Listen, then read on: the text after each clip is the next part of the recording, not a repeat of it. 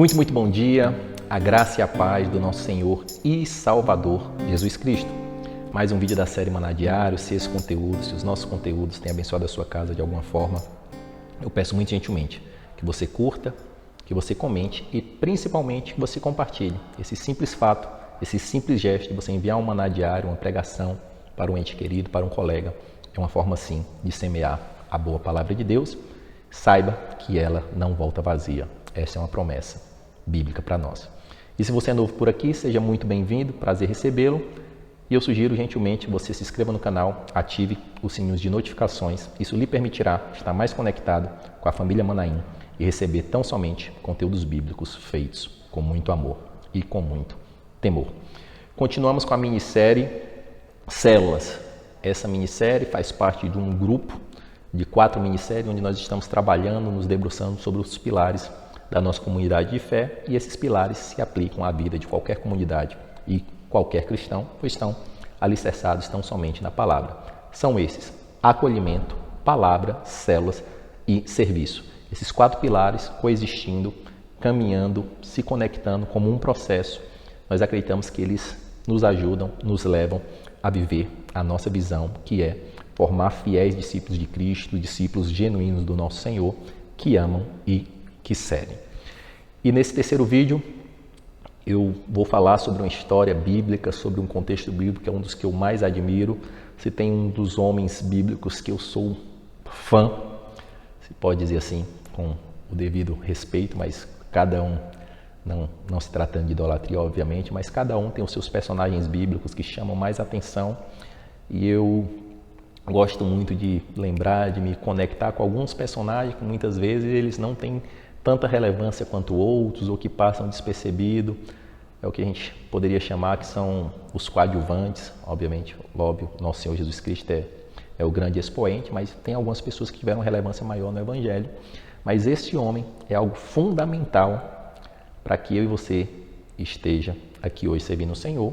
Temos que entender que a fé em Cristo, até então, ali no contexto da igreja primitiva, até então os judeus ainda tinham um entendimento de uma fé exclusivista, de uma fé que Jesus tinha vindo apenas para os judeus. E nesse contexto eles entendiam que os judeus continuariam sendo o único povo que serviria o Senhor.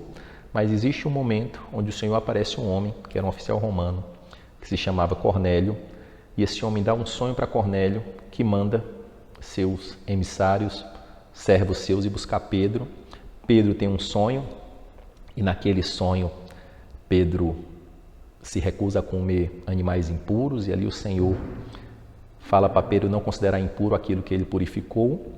Pedro aceita o convite, que para os judeus ortodoxos, para os judeus antigos, era um absurdo. Você tem ideia, os judeus muitas vezes eles desviavam rotas para não passar por cidades, a exemplo do samaritano, de pessoas que eles não concordavam, quanto mais ir para um gentil, para um pagão, que era um oficial romano. E chegando na casa de Cornélio, vai acontecer algo que eu vou só ler aqui, o versículo 27 do capítulo de número 10, e depois eu sigo se debruçando um pouquinho nessa linda história bíblica. Vamos ao texto sagrado.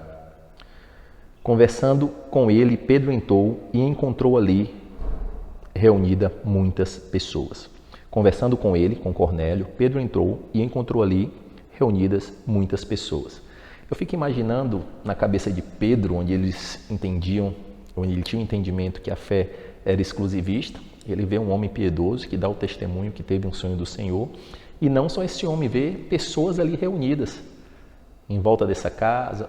O texto não é muito claro, mas não é nenhum absurdo a gente compreender que ali a fé de Cornélio impactava outras pessoas e que tinha outras pessoas ali com sede do Senhor. E acontece que Pedro ainda ali, com as suas ressalvas, com os seus medos e temores, preconceitos, ele vê o Espírito Santo descendo sobre Cornélio, sobre aquele povo, sobre aquelas pessoas que estavam reunidos, não num templo, não numa sinagoga, em algo doméstico. E ali chacoalha a estrutura de Pedro, todas as suas concepções, todos os seus preconceitos caem por terra, e ali ele batiza todos. Como é que eu posso recusar algo que o Senhor aprovou?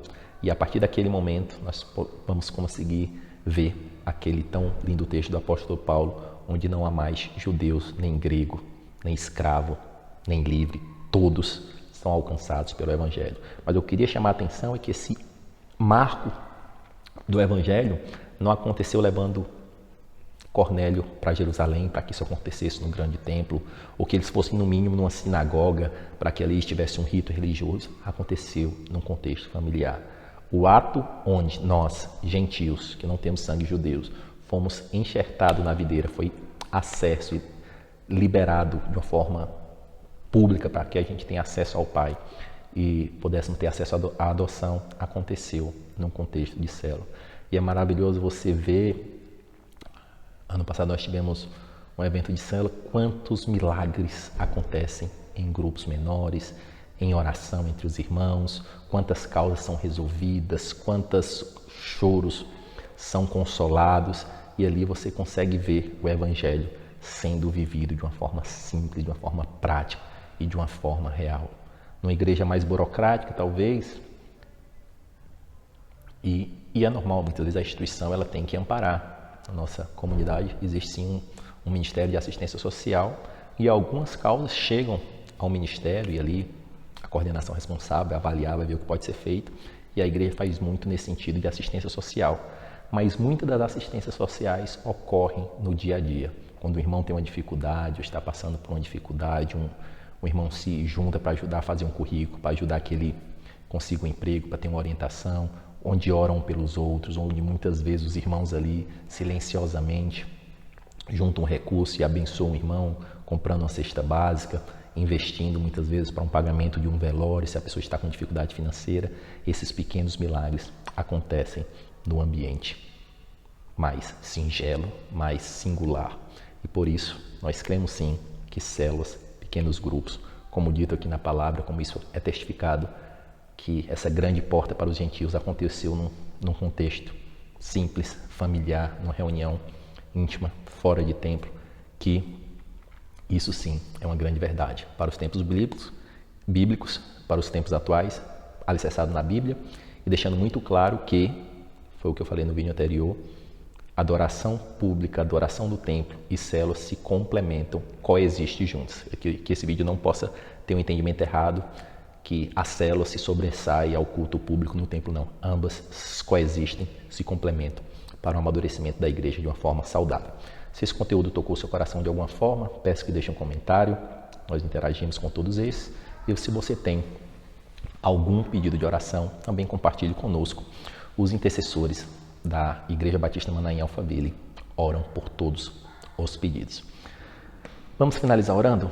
Senhor, meu Deus e meu Pai, Pai de infinita misericórdia e bondade, obrigado, Senhor, pelo Teu amor, pela Tua graça. Obrigado, Senhor, porque a Tua palavra é rica, cheia de tesouros. E quando eu imagino, Senhor, que um marco do Evangelho, um marco para a adoção dos gentios ocorreu na casa de um homem que não era judeu, um simples oficial romano, que ali, no agrupamento, alguns homens e mulheres comuns, receberam diretamente do Teu Santo Espírito e ali chacoalhou toda a estrutura judaica, toda a estrutura religiosa, toda a estrutura protocolar. Nos ajuda, Senhor Deus amado, a investir em relacionamentos saudáveis, a caminhar mais intimamente com os irmãos, a apostar nessa verdade, que são as células e os pequenos grupos. Que Deus abençoe a sua vida, a sua família, em nome de Jesus. Você pode acompanhar todo o nosso conteúdo baixando o nosso aplicativo ou seguindo as nossas mídias digitais usando o QR Code. Deus te abençoe!